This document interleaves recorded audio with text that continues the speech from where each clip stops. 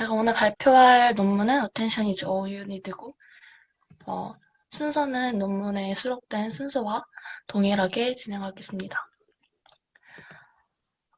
초록에서 저는 우선 중요한 부분을 형광펜으로 이렇게 칠했는데요. 트랜스포머 아키텍처는 오직 어텐션 메커니즘을 사용한 거고, 그리고 병렬화를 통해서 훈련 속도를 감소시킨다는 점이 요약된 부분이었습니다.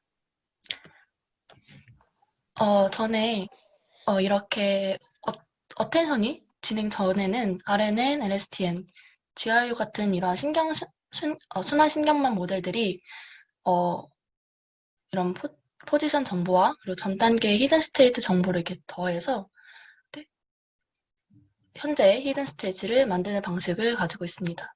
이러한 방식 때문에 아, 이러한 방식 때문에 병렬 처리가 안 된다는 문제가 발생합니다. 이 시퀀스 투 시퀀스 with attention은 저번 발표하신 분 영상에 있는 그런 문장을 그냥 가져왔는데요. 굉장히 너무 잘 설명해 주셔서 간단하게만 설명하고 넘어가도록 하겠습니다. 어텐션은 이렇게 디코더 내에 타겟 단어를 예측할 때마다 이렇게 인코더 내에 소스 문장 중 어느 입력 단어가 가장 유관한지 이렇게 탐색하고 그 CN 값과 그리고 전 단계의 값을 이렇게 두 개 입력받아서 진행하는 것입니다.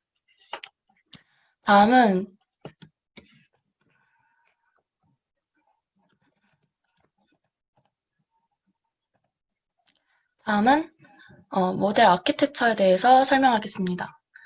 우선 모델 아키텍처는 인코더와 디코더 방식으로 되어 있습니다. 이 인코더는 레이어로 구성이 되어 있는데요. 보시는 아키텍처는 한 개로만 보이지만 사실은 6개의 레이어가 되어 있습니다. 이 논문에서는 이 레이어 기수를 6개로 지정했기 때문에 이렇게 6개로 명시하였습니다. 이 레이어 안에는 2개의 서브 레이어드가 있습니다. 첫 번째 레이어는 멀티-헤드 어텐션, 두 번째는 이렇게 피드 포워드 네트워크가 있습니다. 그 다음으로는 디코더입니다. 디코더 또한 인코더와 같은 레이어 개수 6개를 가지고 있습니다. 그리고 여기에는 마스크드 멀티 헤드 어텐션, 그다음 멀티 헤드 어텐션, 피드 포워드라는 3가지의 서브 레이어를 가지고 있습니다. 먼저 그리고 이 디멘전은 이제 512로 이 논문에서는 이제 이렇게 설정을 하였습니다. 그래서 먼저 저는 이제 인코더에 대해서 설명을 하도록 하겠습니다.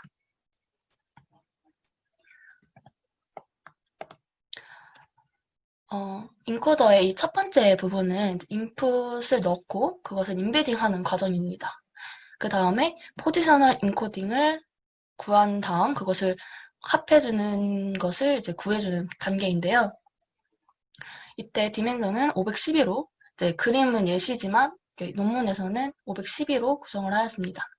포지셔널 인코딩은 원래 RNN이나 이러한 순환신경망 같은 데이터는 하나씩 데이터를 입력하게 됩니다. 그러다 보니까 자동적으로 이 단어가 어느 곳에 위치해 있는지가 기록이 되네 반면에 트랜스포머는 병렬적으로 수행하기 때문에 즉 인풋을 한 번에 넣게 됩니다.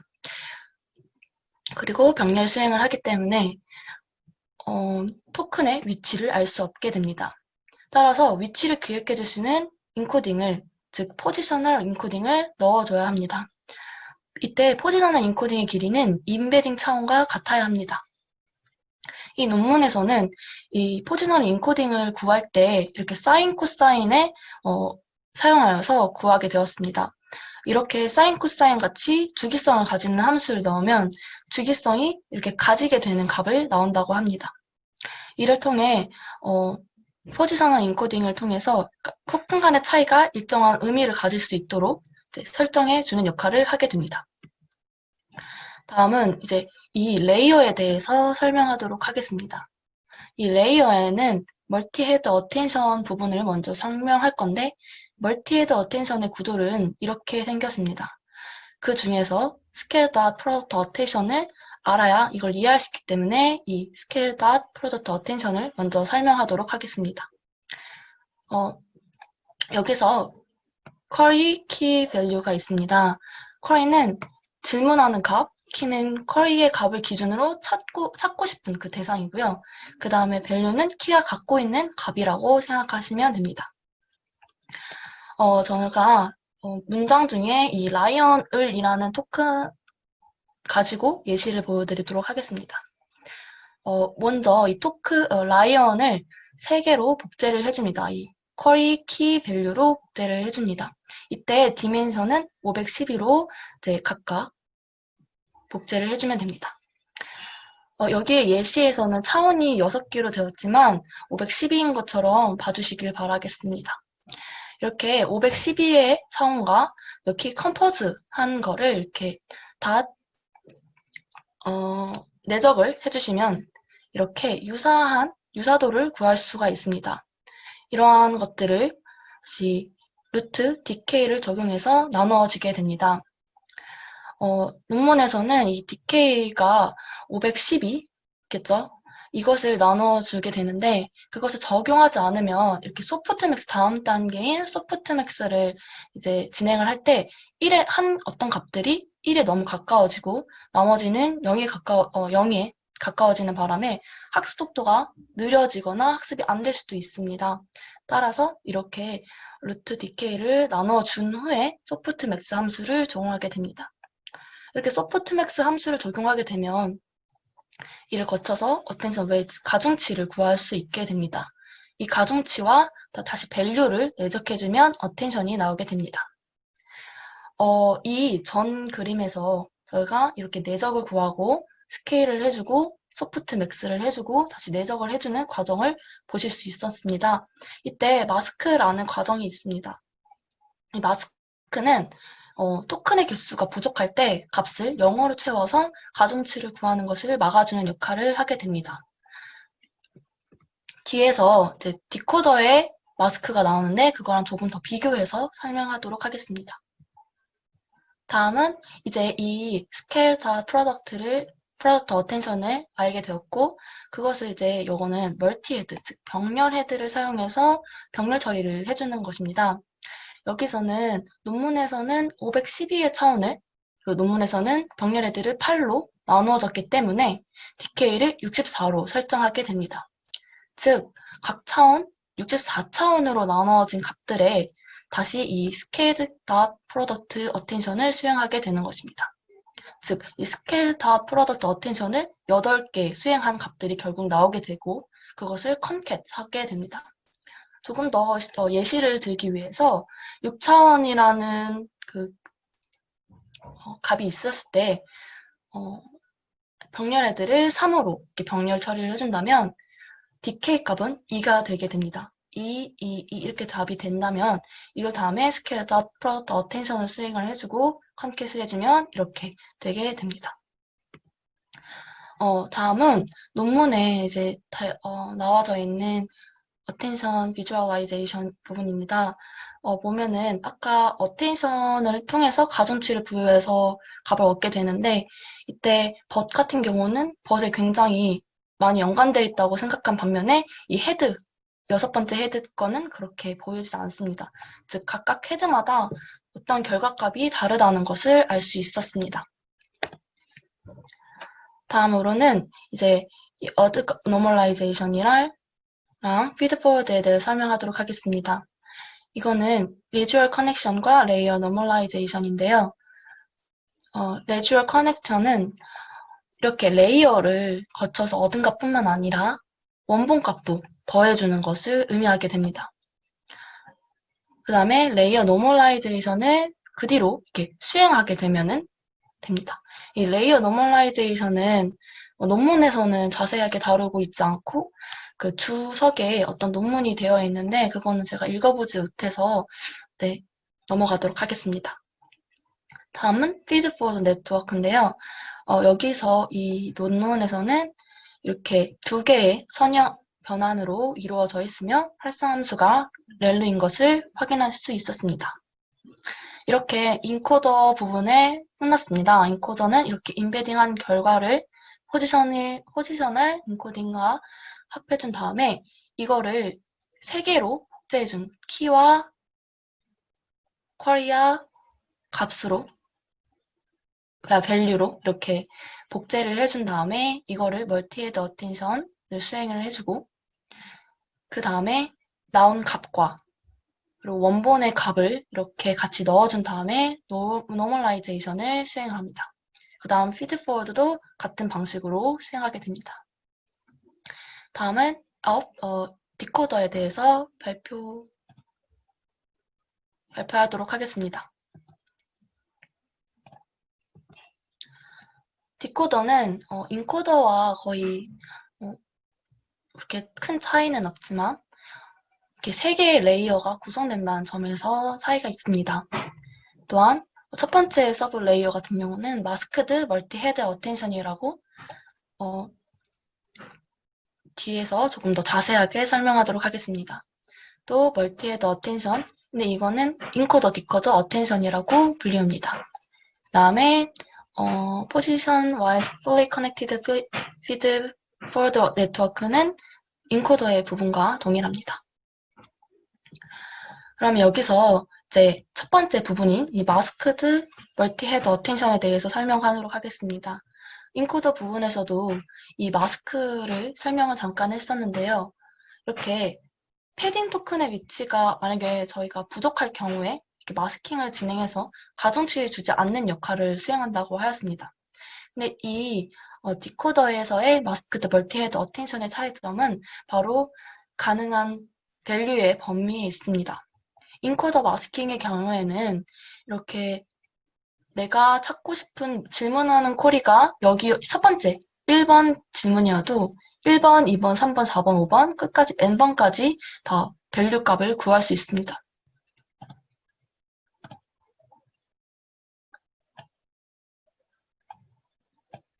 네. 질문은 좀 발표하고 바로 보도록 하겠습니다. 그리고 디코더 마스킹 부분에는 이 앞에 제가 질문하고 싶어하는 부분은 질문하고 싶은 부분 전 부분만 참고할 수 있게 됩니다. 즉, 디코더 마스킹은 자기 자신을 포함한 미래값과는 어텐션을 구하지 않습니다. 미래값과 자신을 포함한 미래값은 어텐션을 구하지 않습니다. 이렇게 하는 이유는 이 트랜스포머 자체가 시퀀스로 넣는 게 아니라 한 번에 입력값을 넣게 되는데요. 그 과정에서 이 뒤에 값을 참고하면은 치팅이 될 수 있기 때문에 그런 것을 방지하는 목적으로 이렇게 뒤에를 아예 가리게 됩니다. 다음은 이 인코더 디코더 어텐션 두 번째 레이어에 대해서 설명하도록 하겠습니다. 여기서 들어오는 인풋 값 중에 키와 밸류는 저희가 인코더 부분에서 나왔던 그 결과값으로 넣어주게 됩니다. 다시 한번 말씀드리지만 이 레이어는 한 개를 통과한 값이 넣어진 게 아니라 n이 6개 있기 때문에 이 6개를 모두 통과한 그 n개를 모두 통과한 아웃풋의 값이 여기에 들어가지게 되는 것입니다. 그 다음 위에서 마스크드 멀티 헤드 어텐션을 통과한 이 또 값을 이것을 쿼리로 넣어주게 됩니다. 그리고 나서 수행하는 이 모든 일련의 행동들은 위에 인코더 하는 거와 동일합니다. 이후 피드포워드, 리니어, 소프트맥스까지 한 후에 소프트맥스로 확률을 구하게 되고 그대로 이제 아웃풋을 얻게 되게 됩니다. 왜 셀프 어텐션을 사용하는가? 라는 거에 이렇게 셀프 어텐션과 RNN, CNN을 이용한 결과치를 이렇게 보여준 것을 볼 수 있는데요. 이때 첫 번째 레이어당 총 계산 복잡도가 감소함을 알 수 있었습니다. 논문에서는 n보다 d가 더 작은 값을 띄고 있다고 판단했기 때문에 n제곱이더라도 이 셀프 어텐션이 복잡도가 감소한다고 판단할 수 있습니다. 두 번째로 병렬화할 수 있는 계산량이 증가합니다. 세 번째로 이렇게 장거리의 값에 대해서도 잘 학습됨을 볼 수 있었습니다. 마지막으로 시각화된 그 값들을 통해서 아, 이게 가중치가 되었구나 이런 것을 눈으로 볼 수 있는 것처럼 이렇게 해석이 가능한 모델이라는 점도 이 장점이라고 할 수 있습니다. 이 논문에서의 실험은 트레이는 이제 영프 데이터셋을 이용하여서 옵티마이저는 아담을 사용하였고요. 그다음에 정규화는 드롭아웃과 라벨 스무딩을 사용하였습니다. 그 결과 굉장히 성능도 뛰어나고 속도 측면에서도 우수한 것을 확인할 수 있었습니다. 이거는 다양한 하이퍼 파라미터를 조정한 결과값들을 나타낸 것입니다. 이러한 논문에서의 트랜스포머는 어텐션 메커니즘만 사용한 것입니다. 즉, RNN과 CNN 기반으로 한 모델보다 빠르고 좋은 성능을 기대할 수 있다는 점도 있습니다. 마지막으로 이런 이미지, 오디오 같은 다른 분야에도 적용될 것을 기대하고 있습니다. 이상 발표 마치도록 하겠습니다. 감사합니다. 수고하셨습니다. 네, 맞습니다. 너무 빨랐나요? 아니요, 되게 적당했습니다. 이거 처음 보시는 거세요? 네, 근데 이거 어떻게 공부하셨어요? 되게 명료하게 잘 준비해 오시는 것 같아요. 많이 했어요. 많이 예, 공부했어요. 예, 예, 예, 그게 느껴지더라고요. 이게 사실 처음 본것 같아서 되게 어려웠었는데 되게 많이 하신 것 맞아요. 같아요. 제가 그 중간중간 들으면서 그냥 따로 그냥 채팅창에 질문 정리한 건데 네, 일단은 뭐 대체적으로 다 잘 말씀해 주셔서 제가 이번은 그래도 취소했는데 이미 사실 그 발표에서 드러난 것 같아서 근데 제 이해를 좀 확인하고자 네, 여쭤보고 싶은데 되게 이 트랜스포머에서 포지셔널 인코딩이라는 게 약간 전 처음에 좀 되게 불명료하게 여겨졌어요. 그러니까 뭐냐면 이 포지셔널 인코딩 문장 내에서 단어의 상대적 위치 정보를 저장하게 해주는 거잖아요. 이제 RNN은 네, 시퀀스 데이터를 이게 순차적으로 받으니까 그러니까 따로 이런 과정이 필요 없는데 트랜스포머는 이제 RNN이 없으니까는 포지셔널 인코딩을 이용을 해가지고 이제 단어의 상대적 위치 정보를 이제 다시 그러니까 그 다른 대안적인 방법으로 저장하게 해주는데 그때 그 과정에 대해서 조금 더 혹시 상세하게 설명해 주실 수 있나요? 네. 혹시 방금 질문해주신 분이 목소리가 좀 깨져서 제가 네네. 정확히 이해를 했는지 모르겠지만 그 포지션 인코딩에 대해서 용로하지 않다는 것라고 이해를 했는데 맞나요? 네, 네네네. 그러니까 사실 이 발표에서 말씀해 주신 거는 제가 다 이해가 되는데, 근데 그, 이 포지셔널 인코딩을 통해서 어떻게 토큰화되는 하나하나의 단어가 상대적 위치 정보를 갖게끔 이렇게 벡터값이 이렇게 부여되는가, 그 과정에 대해서 좀 더 상세하게 듣고 싶어서요. 아, 네, 이게 만약 얘가 포지션 인코딩이라면 이렇게 합쳐져서 얘와 얘가 값이 더하게 됩니다.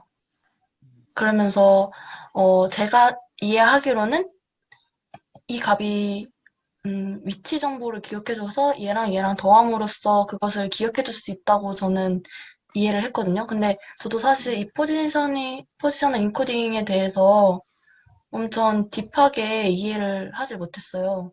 여기서 논문에서는 사인 코사인을 이용해서 포지셔널 인코딩을 한다고 했는데 사실은 다른 방법으로도 되게 할 수 있는 방법이 그쵸. 예, 많다고 예, 예, 네, 맞아요. 예. 들었는데 네. 사실 짧게 준비한 이유가 저도 이해가 부족해서 짧게 준비한 거라서 다른 분 좀 이해하신 분 있으면 공유해 주시면 저도 제가, 배우겠습니다.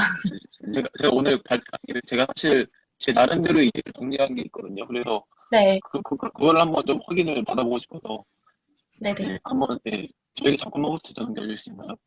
네네. 어,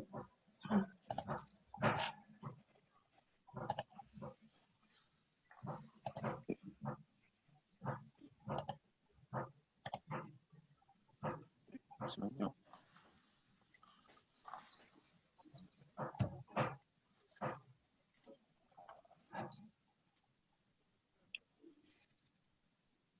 이거 보이시나요?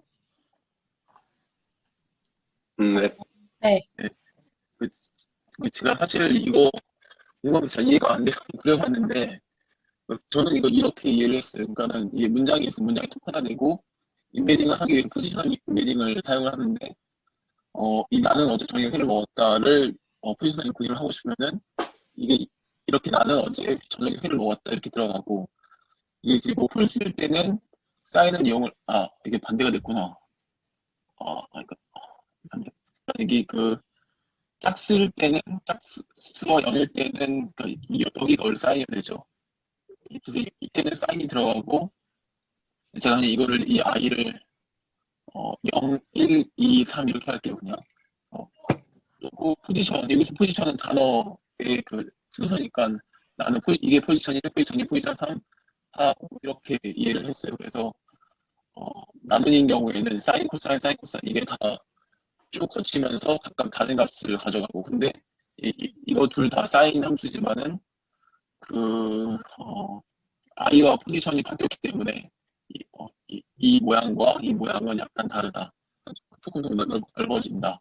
네, 그리고 코사인 여기도 코사인 여기도 코사인인데 이 포지션과 i 값이 달라지니까는 똑같은 코사인이지만은 그래프 모양은 약간 다르다 해가지고 이거 되게 그 많은 i와 포지션 각각에 대해서 이 사인 코사인 그래프가 다 다르고 그래서 나는에 해당하는 게 예를 들어서 여기서는 지금 차원이 4인데 차원이 4이면은 0.7, 0.2, 0.4, 0.8을 이렇게 해가지고 쭉 거친 것을 다 이렇게 그 모은 다음에 나는에 그 대응하는 그 인베딩 값이라고 여겨지고 그래서 저는 이걸 이렇게 이해를 했거든요.